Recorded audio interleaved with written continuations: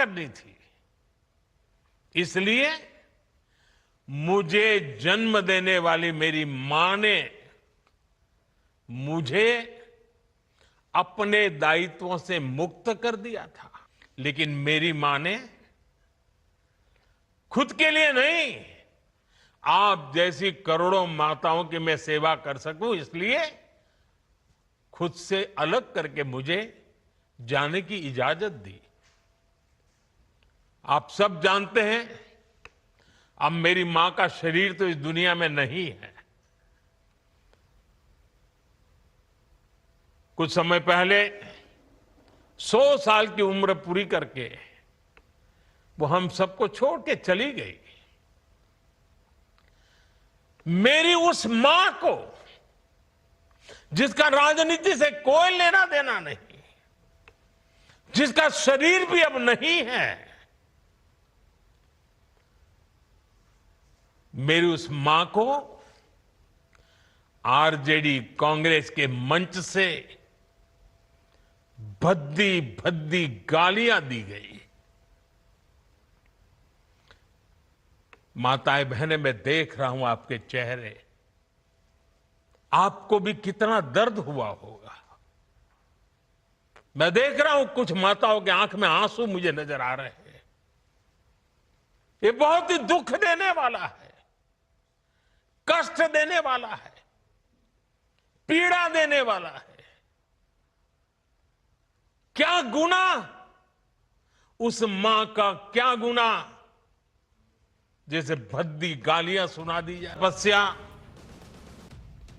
उसके बेटे की पीड़ा,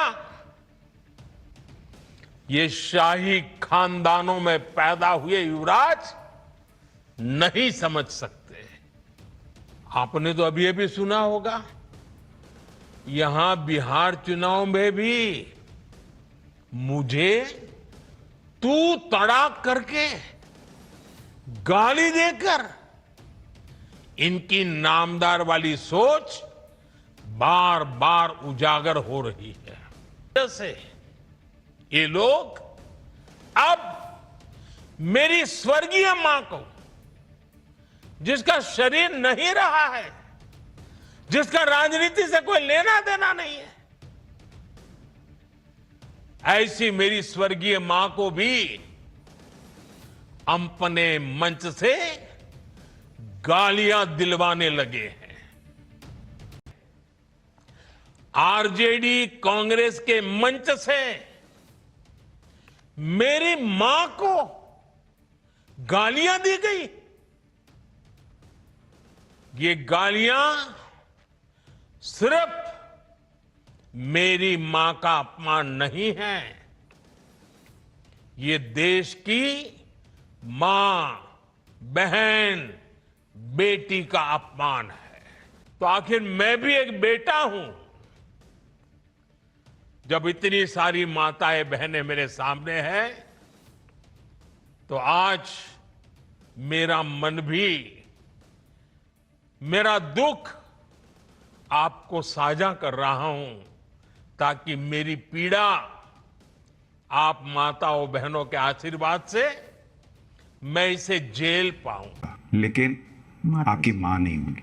आप हर चुनाव के बाद, मैं जितने नामांकन किए हैं, सब नामांकन के पहले मैं मां के पैर छूने गया और नामांकन कर। मेरी जिंदगी का चुनाव है, जब मैं मां के पैर छुए बिना जाऊंगा।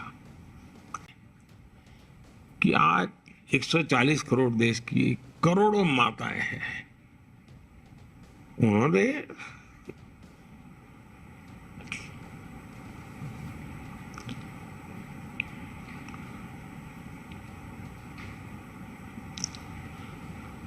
जिस प्रकार से मुझे प्यार दिया है, आशीर्वाद दिए,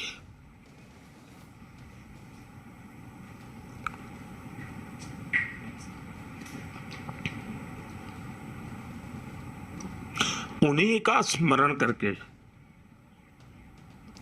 और फिर